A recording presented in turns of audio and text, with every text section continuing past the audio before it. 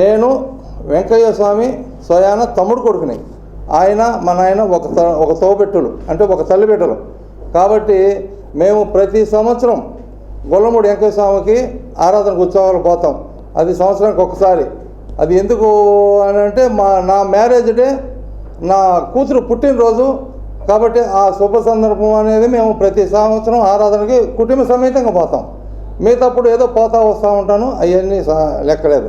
కాబట్టి ఆ ఒక్కరోజు కుటుంబ సమేతంగా మేము అందరం కూడా ఆ యొక్క దర్శనానికి పోయేసి టెంకాయ కొట్టుకొని మేము ఇంటికి వచ్చేవాళ్ళం. అది వాళ్ళు టెంకాయ కొట్టి ఆరతి ఇచ్చి నెక్స్ట్ మాకు తీర్థం ఇచ్చిన తర్వాత మేము ఇంటికి బయలుదేరుతాం. అదే ఆనవాతిగా వస్తూ ఉంది.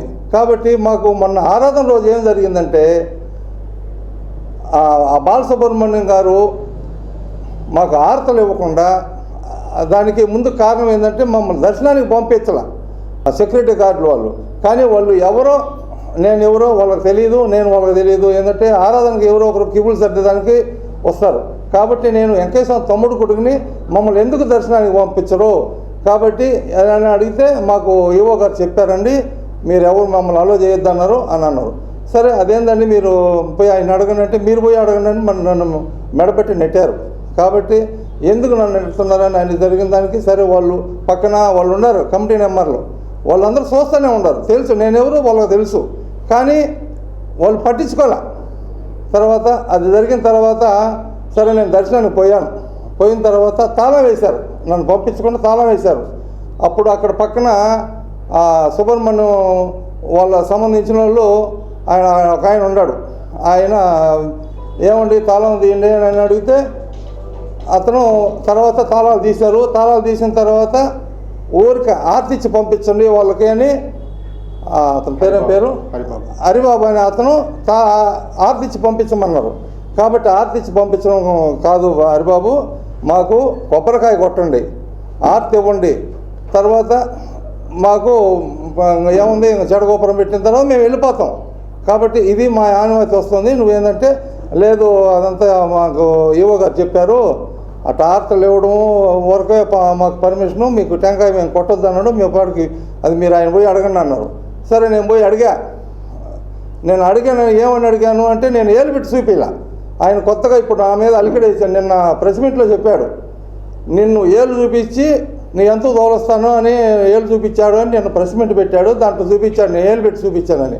నేను ఏలు కాదు, వాళ్ళు కిందకు పోయి టెంకాయ కొట్టేదానికి మాకు పర్మిషన్ ఇవ్వలేదు, మీరు పోయి అడగండి అన్నప్పుడు కిందకు పోయి ఏమడిగాను, సార్ మాకు టెంకాయ కొట్టమంటే వాళ్ళు మేమే చెప్పారు అని ఆ నోట్లోంచి వాయికి వస్తూ ఉంది. అప్పుడే అని భయంకరంగా ఎదిరిచ్చాడు. ఏం సార్ మీరు అట్లా మాట్లాడుతున్నారు? నేను అడిగిన దానికి అక్కడ ఉన్న కానిస్టేబుల్ అయితేమి, వాళ్ళ స్టాఫ్ అయితేమి, వాళ్ళ కమిటీ మెంబర్లు వాళ్ళందరి చేత మమ్మల్ని మెడబెట్టి నెట్టిచ్చేశారు, బయటికి దోశారు.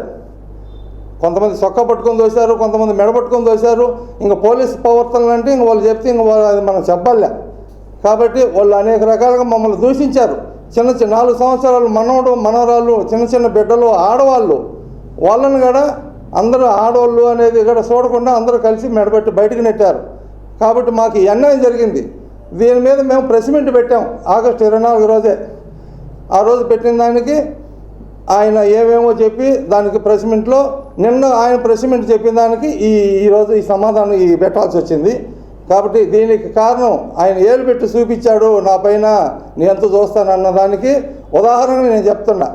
ఆ రోజు జరిగిన సంఘటన ఏంటంటే, ఏమండి మాకు టెంకాయ కొట్టమంటే కొట్టలేదని నేను చేయి చూపించిన దానికి నాకు ఏళ్ళు చూపించావని అన్నాడు. కాబట్టి అదంతా తప్పుడు సాక్ష్యం, అదంతా అబద్ధాలు చెప్పడం ఆయన. కానీ ఇట్టటి అబద్ధాలు చెప్తాడని నేను ఎప్పుడు ఊహించాల. రెండోది 23వ తేదీ ఆరాధన రోజు గరుడు సేవను ఊరేగింపుకి బయలుదేరి ముందుగా పోయి నిలబడ్డాం నేను నా కొడుకు. అప్పుడు ఏమంటున్నాడు, దాని గురించి ఏం చెప్పాడంటే మీడియా వాళ్ళకి ప్రెస్ మీట్లో, ఆయన వచ్చాడండి వెంకయ్య స్వామి తమ్ముడు కొడుకు గారు నా పక్కన నిల్చున్నారు, నేను ఆయనకు ప్రత్యేకంగా ఆర్తలు ఇప్పించాను, ఆయన నేను గౌరవంగా చూసి పంపించానే అన్నాడు. నాకు ఆయన ఆర్తి ఇవ్వాల.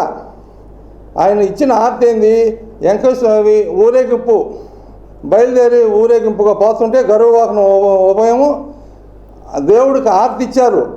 ఆ ఆర్తి ఇచ్చింది తర్వాత వాళ్ళ భార్య భర్త వాళ్ళు నిల్చొని ఉంటే నేను ఆయన పక్కన నిల్చున్నా. అది 10 మందికి చూపిస్తారు. ఏది స్వామికి ఆర్తి ఇచ్చిన తర్వాత ఎక్కడైనా టెంపుల్లో ఆర్తి ఇచ్చి తిప్పిన తర్వాత అది 10 మందికి చూపిస్తే కళ్ళొత్తుకుంటారు దూరంగా చేరి. అది ఆ రోజు జరిగింది. ఆయన ఏం చెప్పాడు, నన్ను మర్యాదపూర్వకంగా నీకు ఆర్తిని ఇచ్చి చేశాను అన్నాడు. అది ఒక అబద్ధం. గుడి బయట అంటే ఇంత దారుణంగా ఇన్ని అబద్ధాలు ఆడతాడనే నేను ఎప్పుడూ ఊహించలా. మరి ఇంత దారుణంగా అబద్ధాలు ఆడుతున్నాడంటే అది మేము సహించలేము. కాబట్టి వెంకయ్య స్వామి ఆ రోజున జరిగే సంఘటన ఇది ప్రెస్ మీట్గా పెట్టిన దానికి నిన్న చెప్పింది ఇది. ఆయన ఏమన్నాడంటే దానికి వెంకయ్య స్వామి సమాధిలో పెట్టేటప్పుడు వెంకయ్య స్వామి తమ్ముడు కొడుకు లేడు, వెంకయ్య స్వామి బంధువులు లేరు, వెంకయ్య స్వామి ఊరు నుంచి ఎవరు రాలా, ఆయనకంటూ ఎవరు లేరు, ఇక్కడ గురవయ్య స్వామి మాకని వెంకట్రావు గారు వాళ్ళు మాత్రమే ఉన్నారు, ఇంకెవరు లేరు ఇక్కడ వాళ్ళకి సంబంధించిన వాళ్ళు అని ఆయన చెప్పాడు. ఇదో నేను మీ అందరికి మీడియా ముఖంగా నేను తెలియపరుస్తున్నా. నేను ప్రూఫ్ చూపిస్తా. ఇదో ఇక్కడ నిల్చొని ఉండేది ఈయన ఎవరంటే నేనా ఈయన బాలసుబ్రహ్మణ్యమా? ఎవరు ఈయన బాలసుబ్రహ్మణ్యమా నేనా? ఈ పక్క నేనున్నా, ఈ పక్క నాగయ్య స్వామి, తర్వాత ఇంకొక పక్క గురవయ్య స్వామి, నెక్స్ట్ తొమ్మిది తలుపుల్లో నారాయణ స్వామి, ఇక్కడ ఇంకొక ఆయన నాగయ్య స్వామి.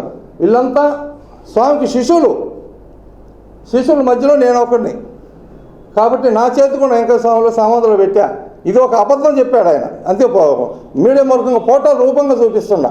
నెక్స్ట్ ఇక్కడ ఇది స్వామికి 41 రోజుకి మండలారాధన చేస్తారు. స్వామి సమాధి అయిన తర్వాత మండలారాధన అనేది 41 రోజులు చేస్తారు. ఇది ఇక్కడ నేను, తర్వాత స్వామి శిష్యుడు ఇక్కడ ఒక ఆయన ఉన్నాడు.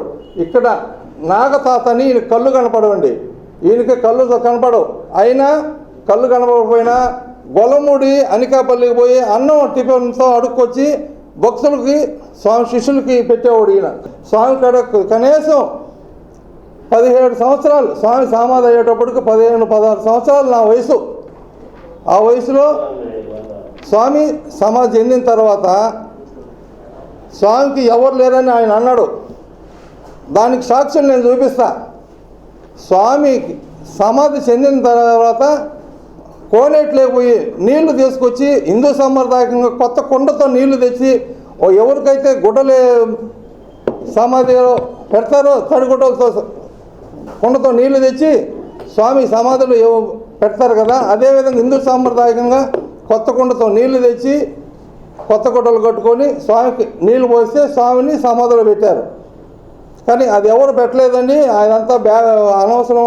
ఆయన ఏదో మా మీద అలికిడేలు పెంచాడు, నన్ను ఏదో నా మీద తప్పుడు శబారసారో ఏదో చెప్పాడు అని ఆయన ప్రసారం చేశాడు నేను ప్రెస్ మీట్లో. కానీ అదంతా కాదే. నేను ఆ రోజు చేసిన రోజు సాక్షులు ఉన్నారు, చూపిస్తా. దానికి ఏమవుతావు చూపిస్తే వెంకయ్య స్వామి దగ్గర నుంచి ప్రమాణకం చేస్తావా?